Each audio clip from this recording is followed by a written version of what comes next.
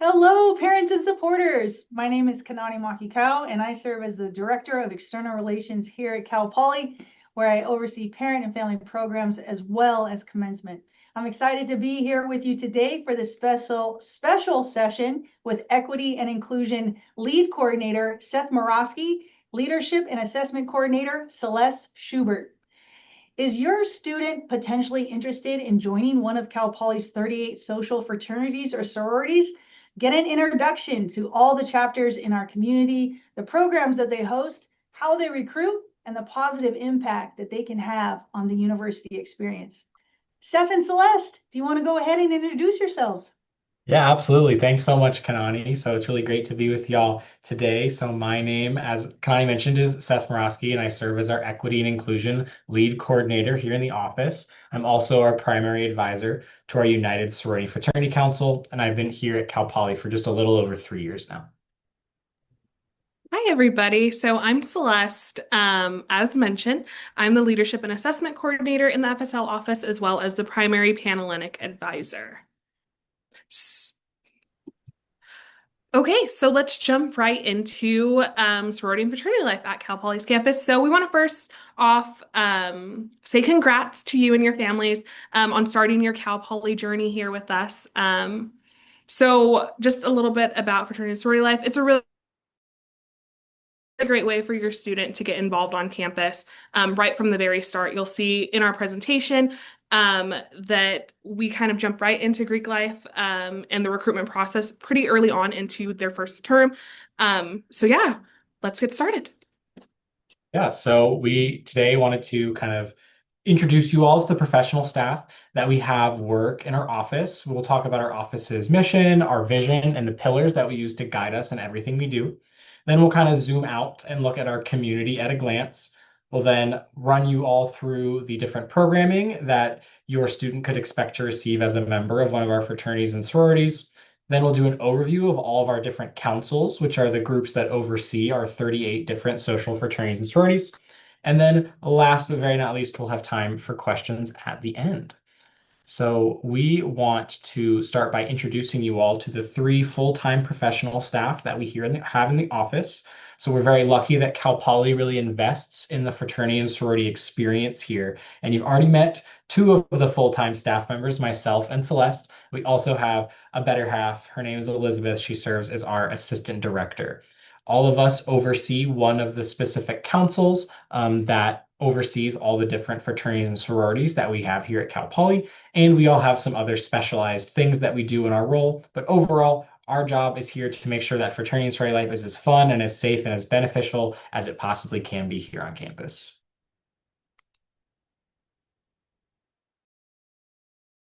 So we want to talk quickly about the different mission of the Fraternity and Sorority Life Office. So that's to foster the learning and development of the students who affiliate with one of the 38 different social fraternities and sororities here at Cal Poly. And our office will provide opportunities and support for our community to be a relevant and contributing part of fulfilling both the mission of the Dean of Students and of the institution. Yeah, so in order for us to be successful in accomplishing the mission, the FSL community prioritizes these six pillars in everything that we do. So scholarship and learning, leadership and values, community service and philanthropy, safety and risk management, unity, belonging, and diversity and inclusion. While we have these pillars, we also expect all 38 of our chapters to incorporate these pillars in their everyday operations and programming events.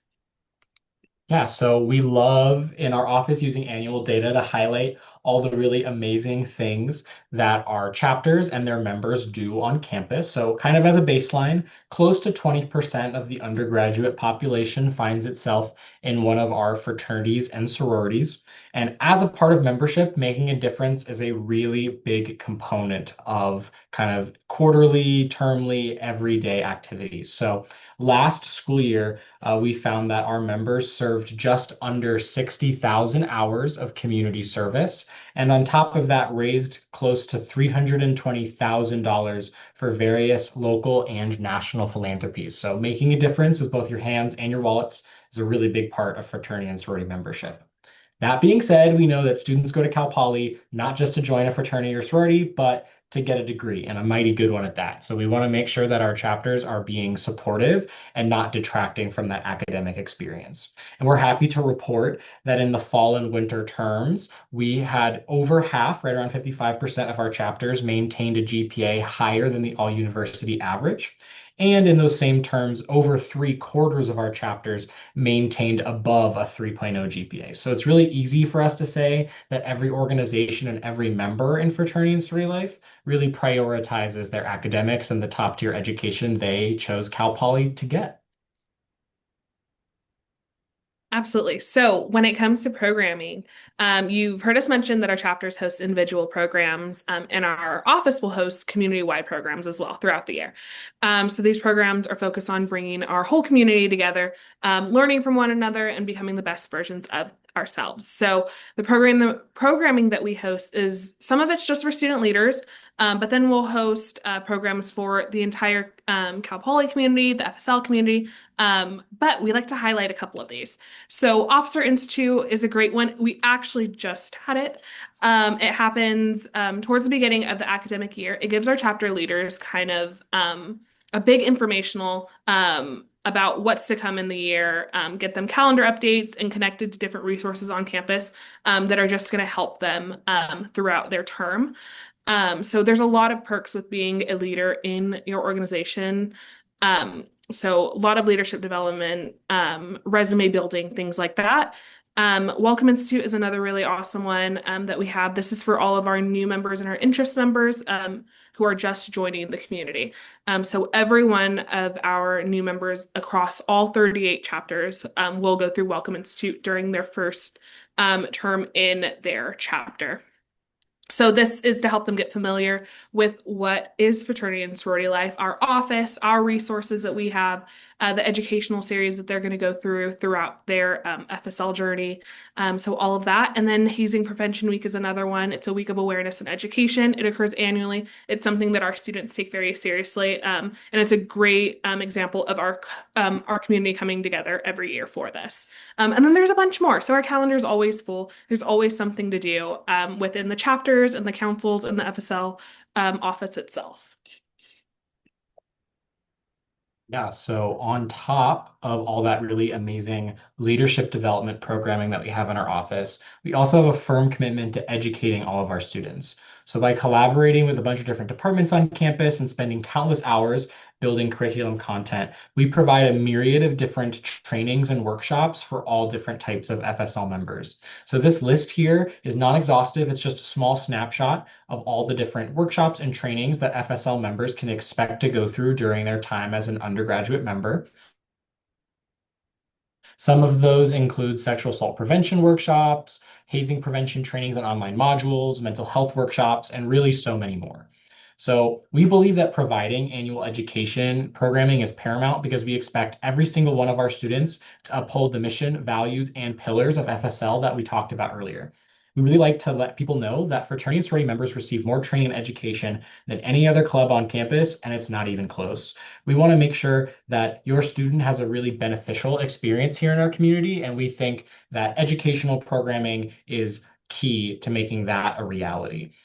That being said, we don't want to just make sure that these trainings are going to help your students during their undergraduate and that's it. We really spend a lot of time making sure that these workshops and trainings are going to be something that they can call back on years down the line after they're done with their undergraduate degree here at Cal Poly. And we make sure that it helps them both with their time here and with life skills moving on. We want to set people up for success both during college and after college. Okay, so you've probably heard us throw around the word council a lot in this presentation. So Cal Poly has three councils that we oversee here in the FSL office. So our councils are the United Sorority and Fraternity Council. This houses our culturally based organizations. The Panhellenic Council, which holds our large women's organizations, and our Interfraternity Council, which holds our large male organizations. So these are our three councils that we're going to talk about. All 38 of our chapters fall within one of these councils. Yeah, so we're going to start by diving right into the United Sorority and Fraternity Council, or we commonly call them USFC. So as Celeste mentioned, this houses our cultural and identity focused organizations here at Cal Poly, and there are 11 different chapters that make up this council.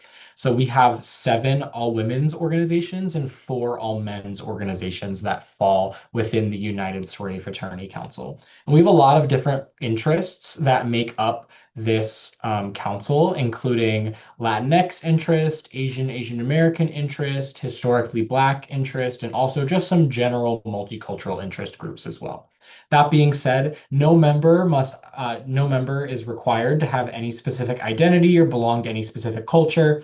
This council really just celebrates culture and diverse lived experiences, and that's something that makes them a bit unique here on campus. So our students in USFC are highly involved with a lot of different cultural programming here on our campus, and our chapters and their members are really heavily involved in major programs like Culture Fest and Polycultural Weekend that happen every year here at Cal Poly. USFC also is a bit smaller than some of our other councils. So they get to host some really amazing events that are unique to them, in which all members come together, celebrate each other's accomplishments, and be in community with each other and have some fun. They do that every spring term, and that's a really great way to kind of cap off every academic year. So our United Sorority Fraternity Council does their recruitment or takes in new members every fall quarter. So fall quarter is the only quarter where I can guarantee that all of our organizations in USFC will be recruiting. There may be some optional recruitment opportunities in the winter, but I can't guarantee who will be recruiting when. So if you think your student might be interested, I highly recommend to just go on out there and see what those organizations have to offer in the fall quarter. But with USFC and with all of our councils, recruitment is open to any student of any active undergraduate year. So you don't just have to be a first-year student. We have lots of students join our organizations in their second, third, or even fourth years here on campus.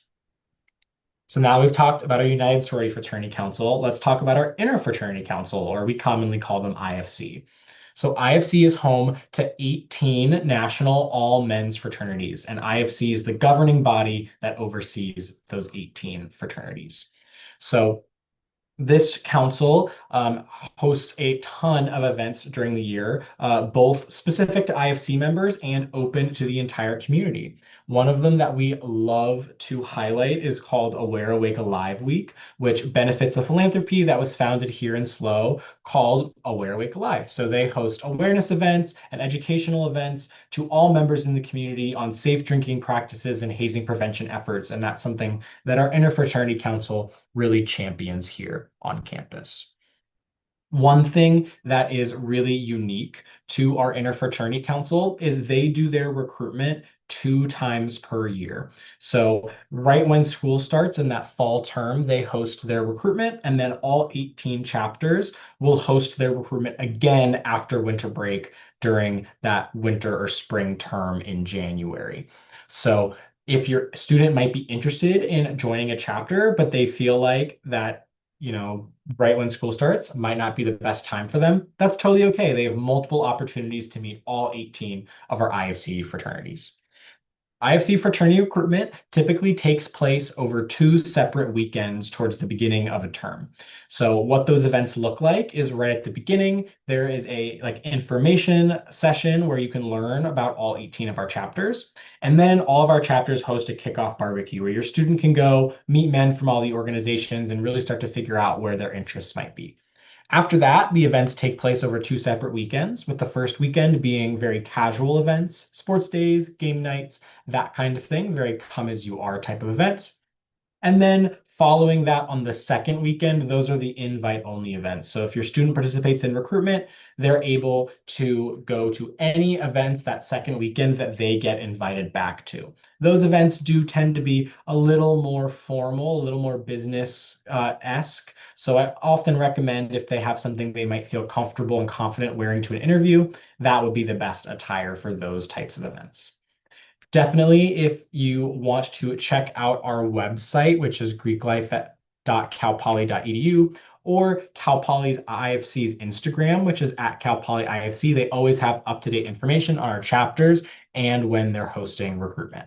So last but certainly not least, let's talk about our Pan-Hellenic Council.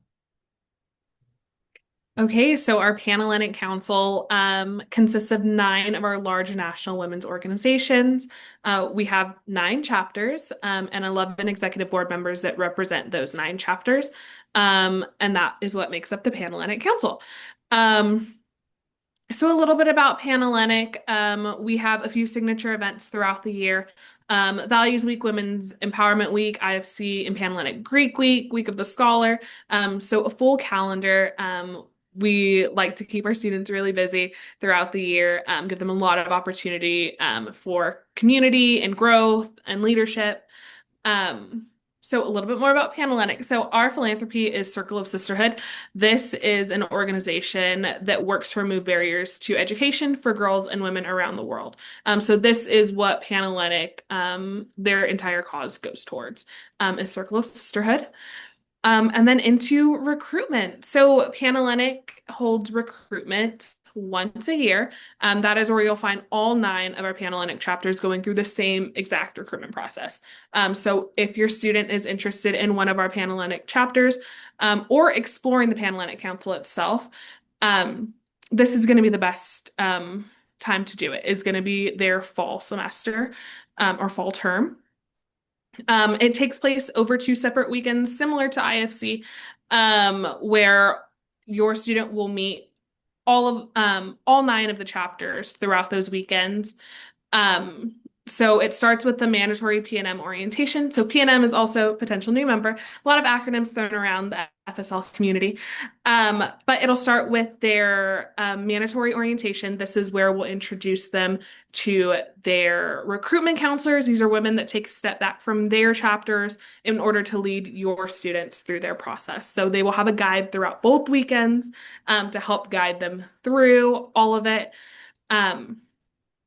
So registration for Panhellenic typically opens during summer break. So there's nothing in person that your student will need to do. It's just there's a full application that'll kind of go through their academics, some leadership roles that they may have had, other experiences, job related, things like that. And then that'll be submitted, and then they are all set for recruitment once school starts in fall. To stay up to date with Panhellenic, I always say go to the Panhellenic Instagram. They keep it very up to date, so you can follow what the ladies are doing throughout the year.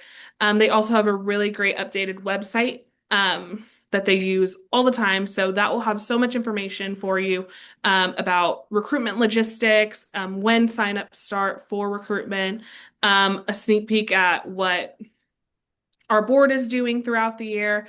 So a lot of information is going to be on there.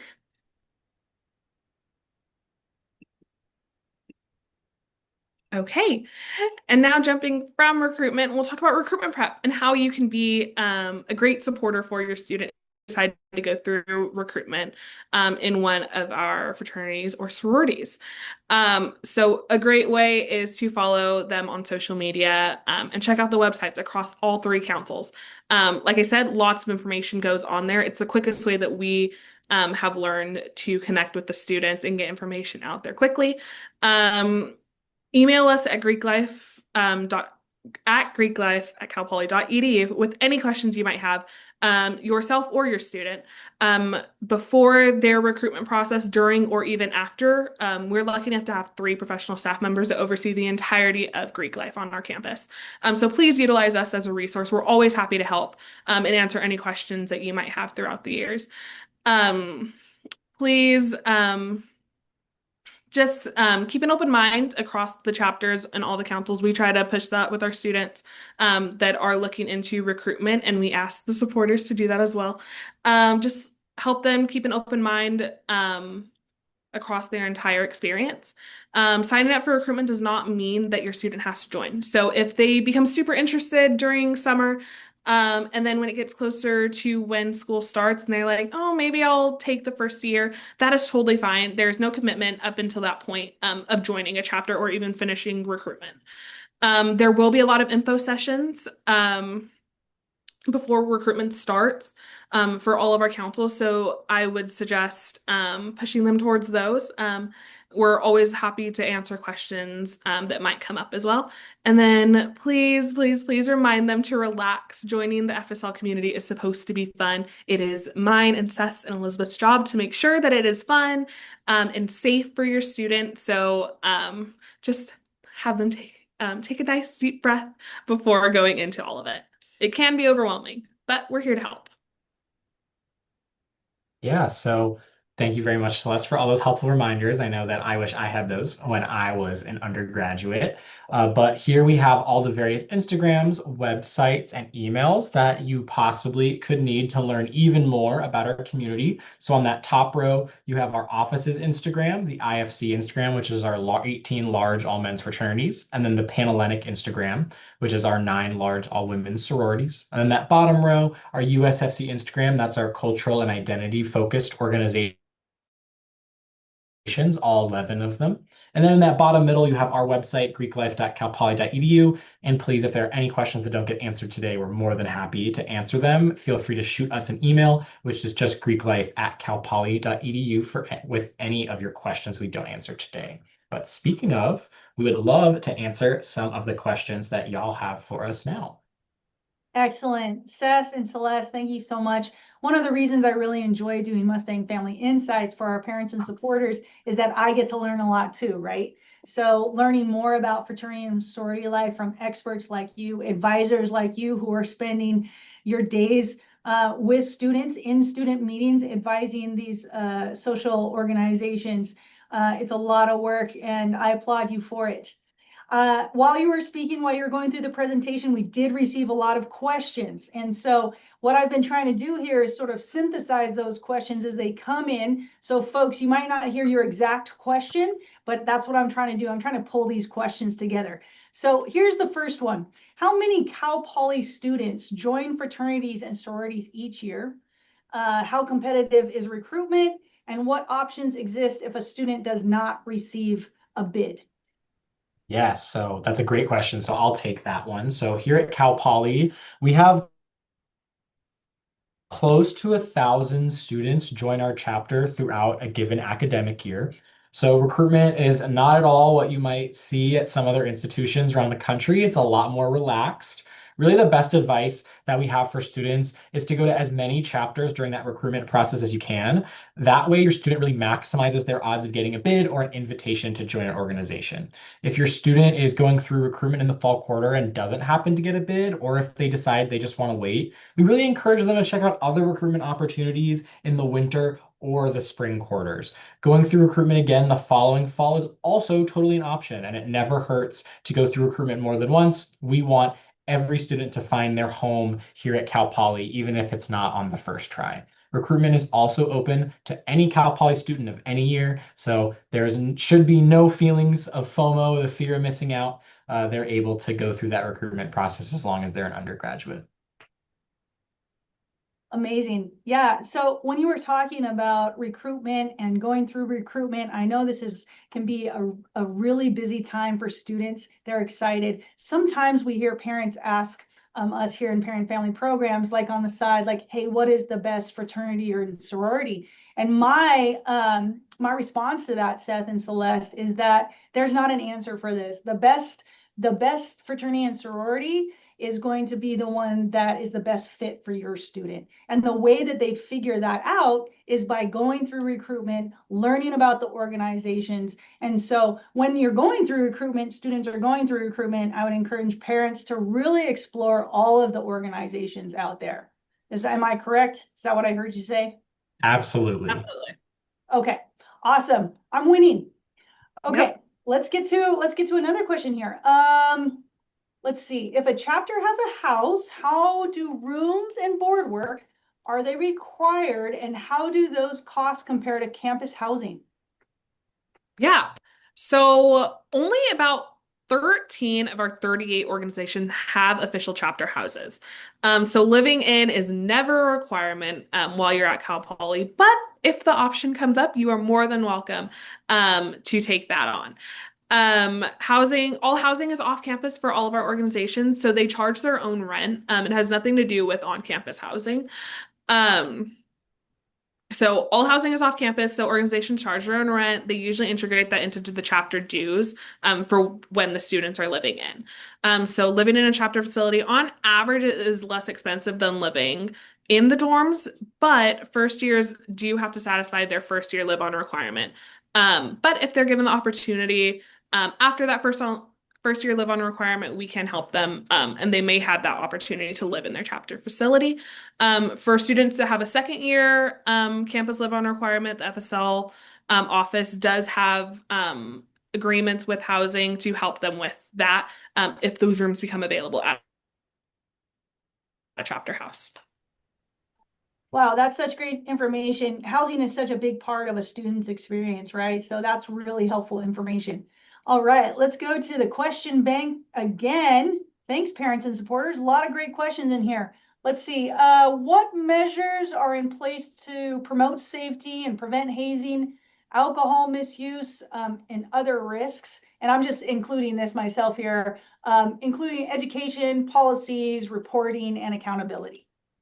Yeah, that's a fantastic question. So our office requires a lot of education relating to identifying, preventing, and how to report instances of hazing that is given to all of our students at least once per year. So alongside our office's zero tolerance policy for hazing, we prioritize education for other risk issues, including gender and power-based violence, alcohol misuse, and bystander intervention. So members of an FSL chapter receive more educational workshops than any other member of any other club, and it's not even close because we understand that risk management and risk prevention is the most important thing, and we really think that that starts with making sure that all of our members are educated. Thanks, Seth. I'm really proud of our fraternity and sorority life team department here at Cal Poly because parents and supporters, as you remember, when I spoke on stage during Slow Days, what I'm talking about is sometimes some hard issues to talk with your student, right? About sexual assault, hazing prevention, alcohol, and other drugs. But if your student attends maybe you have a student at another university, right? If another university is not talking about these things, that is a red flag. And fraternity and sorority life is really tackling this head on.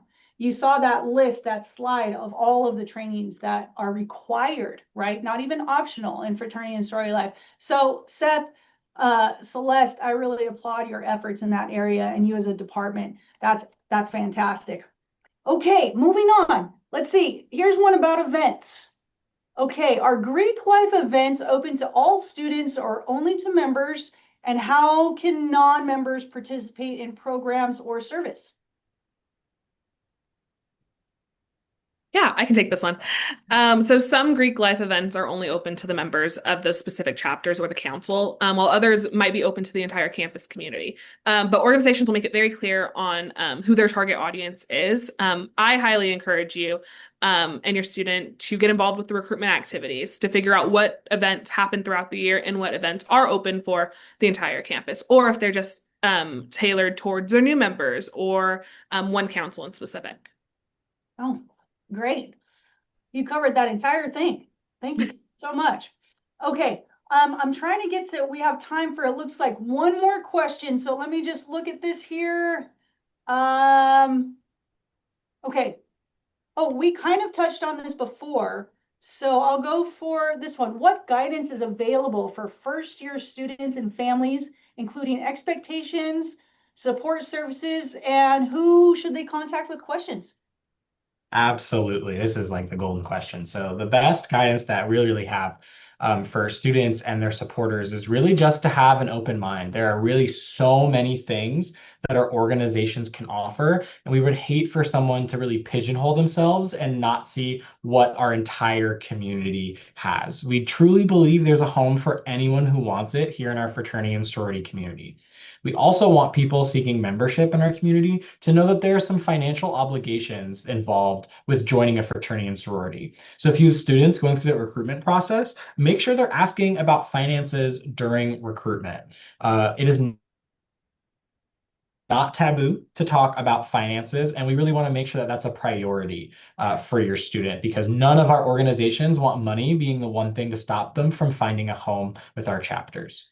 Any supporter or their student is totally welcome to reach out to any of the professional staff in the office, myself, Celeste, or Elizabeth, our assistant director. And the best way to contact us with any of those questions is via email. So the best email for that, again, is greeklife@calpoly.edu.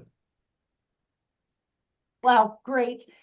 Seth, Celeste, thanks so much for the awesome information today, sharing your insights and for the outstanding work you and the Fraternity and Sorority Life team do. Your efforts definitely play a vital role in supporting student success at Cal Poly. And as we wrap up, remember that FSL's resources are designed to help students thrive both academically and personally. If you have any further questions or need more information, please contact the FSL team. Thank you all for joining us today, and a special thanks again to Seth and Celeste for your time and expertise.